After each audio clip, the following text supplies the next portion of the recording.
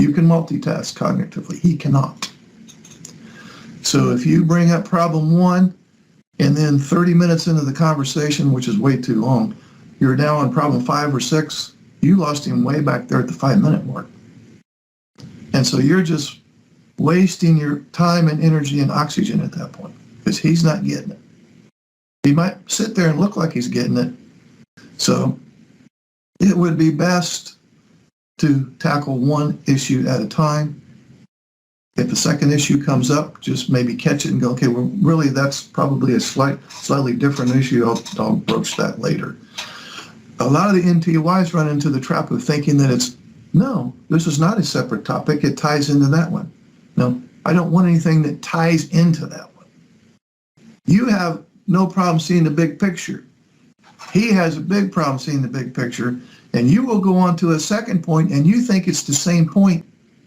No, it's not to him. He does not think globally like that. He does not have the ability to generalize and see the big picture. So you're going to have to stay very tight on that one topic. And it can't be 1A, 1B, and 1C. That won't work. You can do that, and you do it well.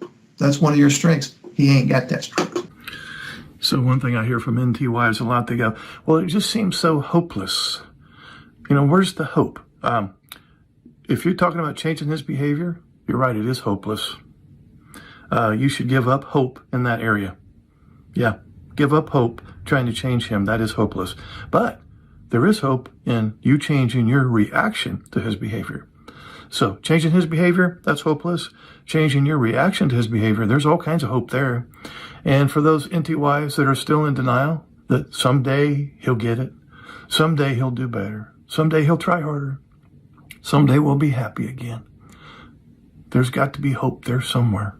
So for those of you who still think that way, then do yourself a favor, get a calendar, get next year's calendar, and mark a year from today.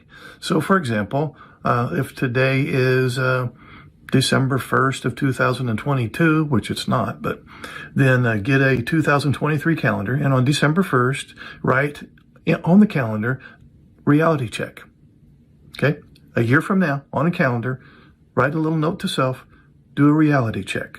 And the reality check is this: how much was I able to change his behavior over the course of the last year?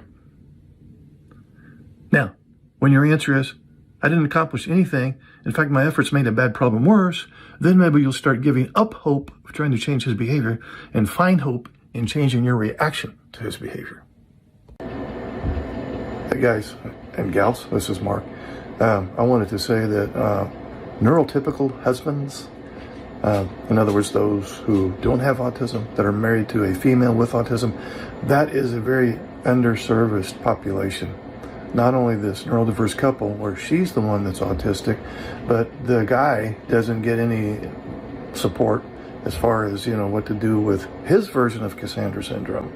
Yes, his version of feeling emotionally deprived and somewhat emotionally abused. So what I want to do is I want those who are watching this video, who are a neurotypical husband, I want you to comment below this video and describe what you're going through. Good, bad, and the ugly. So in this way, the other men, neurotypical men that read the comments below the video will go, okay, well, I'm not alone. Because I thought it was just me. But there's a bunch of other people going through the same thing. So, to the neurotypical husbands, use the comment section below and tell us a little bit about what's going on, what's troubling in this neurodiversity that you're experiencing. So, thank you in advance. I will be reading every comment. Quick message to neurodiverse couples. Know that each party is describing their truth. It's okay to have more than one way of looking at things, okay? So don't try to correct their filter, in other words, how they interpret events, and don't spend any time whatsoever trying to convince the other person that your perspective is the only correct one. So, quick message to all the autistic spouses out there who want to have a better relationship with their, in this case, neurotypical spouse. What do you have to do before you can have a better relationship with your neurotypical spouse? You have to reduce your anxiety. because your anxiety gets in the way on so many different levels. If you watched any of my other YouTube videos, anxiety is almost always at the core of your relationship difficulties with your NT wife in this example. So you have to reduce your anxiety. What do you have to do before you can reduce your anxiety? You have to relax. What do you have to do before you can relax? You're going to have to slow down cognitively and physically. You have to slow your mind down. You got to slow your body down. Literally slow it down. What are you going to have to do before you can slow your mind down? You're going to have to focus on breathing several times a day. You're going to have to be a deliberate thinker. I'm just going to sit here for a while and focus on my breath. In breath, out breath. What do you got to do before you can slow your body down? You're going to have to move slowly. You're going to have to move slowly. Get up from your chair slowly. Sit down slowly. Walk slowly. Drive slowly. Talk more slowly. Pretend like you're a 95-year-old man or woman. Slow down, buddy. Slow it down. What's your rush to get to the finish line? Which is death. And if you have ASD level 1, you know your average lifespan is about 54. Don't race to the finish line. The more you slow down, the further the finish line is from your current location. The more you slow down, the further away the finish line. The more you physically slow down and slow your mind down through breath work, the more you relax. And the more you relax, the more you reduce your anxiety. And the more you reduce your anxiety, the more you're in a better position to have quality time, quality relationships.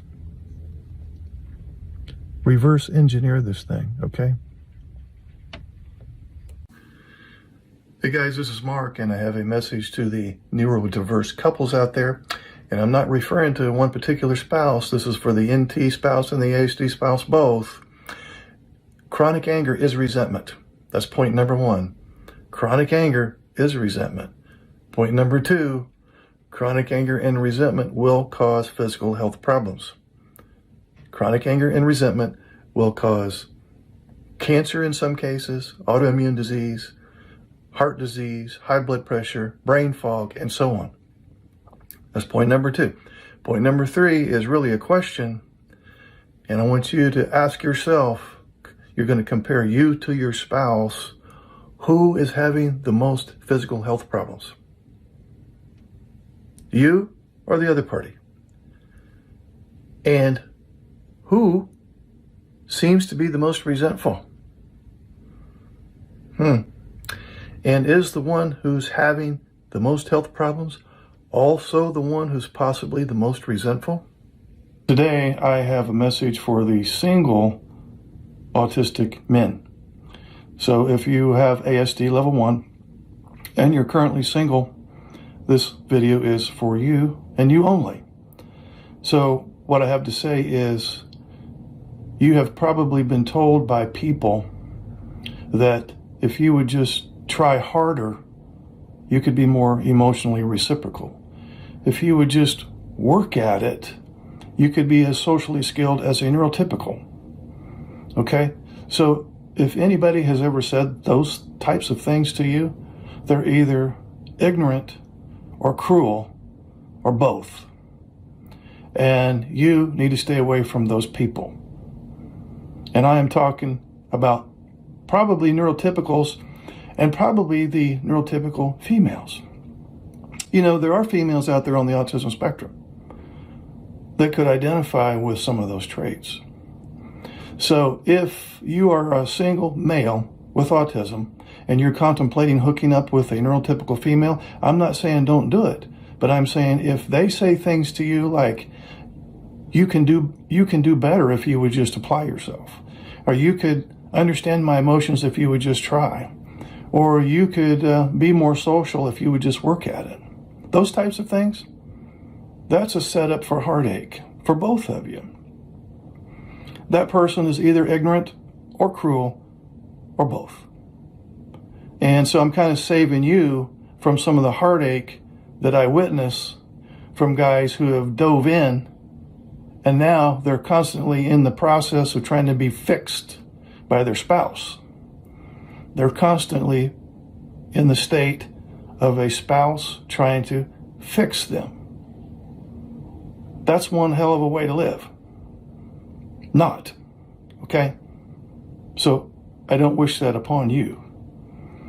I'm not saying you can't understand emotions at all, and I'm not saying you don't have any social skills, but I am saying you need to find somebody who's going to have some compassion and understanding about where you're coming from.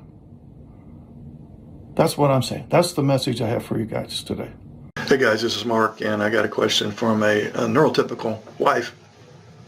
She's wanted to know how to identify meltdowns.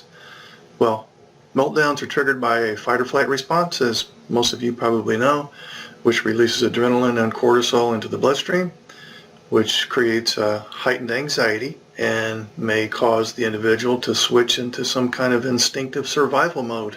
So we're not talking about just an adult temper tantrum. A true meltdown sends somebody into some degree of fight or flight. And meltdowns are often triggered by transitions. They are time limited. In other words, the individual could be seriously emotionally dysregulated, but then it comes to like an abrupt halt, and like 5 minutes later he's fine. Meltdowns are also caused by sensory or mental overload, sometimes in conjunction with each other. Meltdowns are indeed a reaction to severe stress, although the stress may not be readily apparent to you, the NT wife, and they're also associated with cognitive dysfunction. In other words, the brain is somewhat misfiring, and also perceptual distortion. In other words, the individual in the middle of a meltdown is not going to be able to hear and see things in a way that registers with what's really going on in reality. Now, warning signs of an imminent meltdown could include stuttering or showing pressured speech, repeating words or phrases over and over, perseverating on one topic, pacing back and forth or in circles, self-stimulatory behaviors, for example, wringing of the hands or cracking the knuckles or rubbing the face and so on.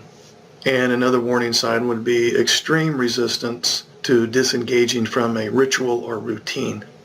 Also, a warning sign for a meltdown would be difficulty answering your questions. We'll call that a cognitive breakdown. And in some cases, becoming mute. In other words, the individual would be silent and not want to talk at all. Hey, I got a quick message to the neurotypical spouses out there. Don't fight with an autistic person. Don't fight with an autistic person, because you will always lose. Why? Why would I always lose? Because, well, let's assume that you're the NT wife and he's the ASD husband. He can always melt down and blow off steam instantly, or he can shut down and blow off some steam over time. Either way, he wins. Either way, he gets rid of his anxiety, and you're stuck holding the ball. And you need, as an NT wife in this case, you need to talk through the problems. But he's never around to talk about it, because in many cases, you have become his number one source of anxiety. So you can't get your anxiety reduction because you need him to cooperate in order to get that accomplished. He doesn't need you to cooperate with him to get his anxiety relief. Again, he can melt down and blow off steam instantly, or he can shut down and take 2 or 3 hours or 2 or 3 days away from you, and then he's fine again. That's why you're the one that's depressed and resentful and maybe experiencing some physical health problems at this time. Don't fight with an autistic. You will lose. You're arguing, lecturing, threatening, getting angry with. Not working, ladies. It's not working. You're going to have to come up with another method. You get a big, fat, fucking F- on your report card for getting him to change through anger and lecturing and arguing. Doesn't work. It's not working. You will always lose. You will always lose. You got to come up with another method. What method, Mark? I have groups. The link is below this video. Okay? You can continue to do what you do and experience the same result, or you can get some outside assistance. I'm available. I have groups. There's going to be another one starting here in a few weeks where you can attend and get some other strategies. Okay? Right now, you're batting 0%. He's batting 100%. And you're going to get additionally sick mentally and physically. We don't want that. We don't want that. So I'm the teacher, you're the student, and I'll be here whenever you want me. When you're ready, as they say, when the student is ready, the teacher will appear. I'm here waiting. I'm here waiting. And when you get ready, you let me know, and we'll sign you up.